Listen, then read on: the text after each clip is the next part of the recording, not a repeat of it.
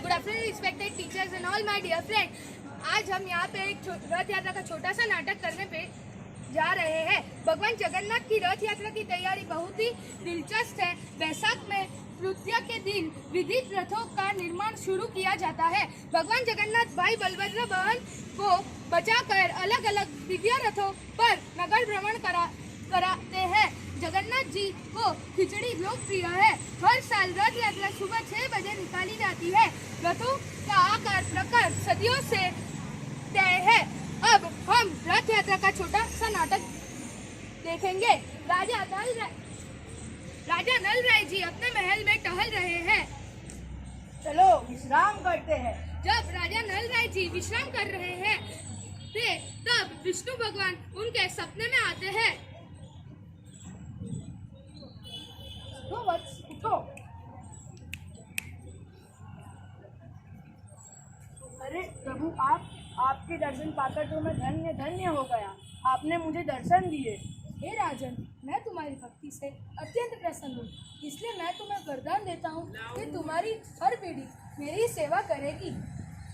मेरी हर पीढ़ी आपकी सेवा करे, ऐसा मुझे क्या करना होगा? हर साल समुद्र के किनारे एक चंदन की लकड़ी आएगी। उससे तुम्हें 3 मूर्तियाँ बनानी है। पहली भगवान जगन्नाथ की, दूसरी बहन सुभद्रा की, तीसरी भाई बलभद्र की। ठीक है प्रभु। मेरी एक शर्त है। क्या शर्त है प्रभु? कि जब मूर्तियाँ बने तब तक कोई मूर्ति को नहीं देखेगा। ठीक है। फिर भगवान अदृश्य हो जाते हैं। 12 साल बाद क्या हुआ? चंदन की लकड़ी मूर्ति कर दी जाती है। ये लीजिए मूर्तिकार, इससे आपको 3 मूर्तियाँ बनानी है। एक भगवान जगन्नाथ की, एक भगवान बलराम की और तीसरी बहन सुभद्रा की। ठीक है महाराज, काम हो जाएगा। मूर्तिकार ने मूर्तियाँ बनाना शुरू कर दिया।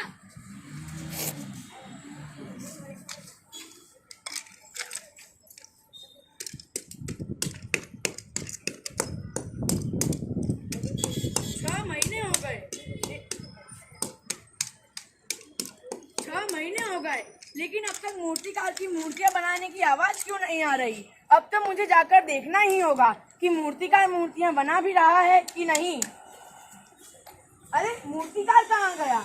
जैसे कि आपने देखा, मूर्तिकार की जगह स्वयं भगवान वहाँ थे और दरवाजे खुलने के कारण मूर्तियाँ अधूरी रह गई। आज भी इन अधूरी मूर्तियों को रथ में स्थापित किया जाता है और इसी तरह भगवान जगन्नाथ अपने भक्तों को नगर भ्रमण कराते हैं। जगन्नाथ मंदिर पुरी भगवान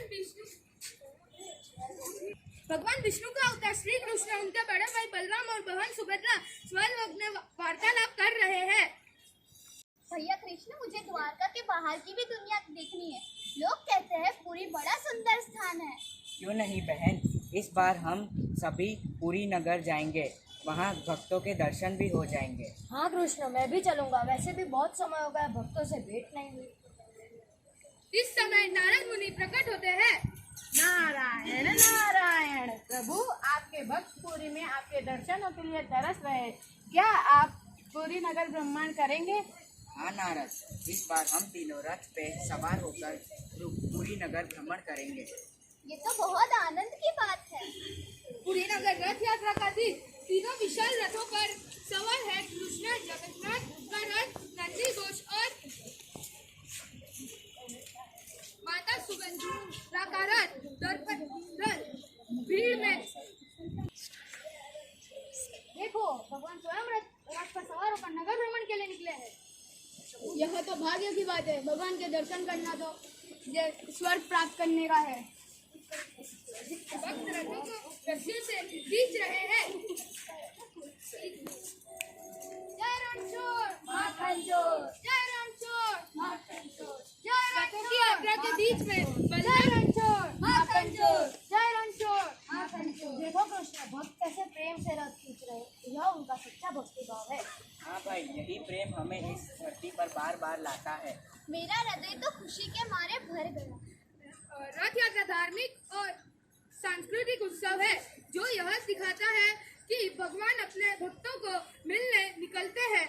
यह तो और भाई बहन के प्रेम, भक्ति और सेवा की भावना को को दर्शाता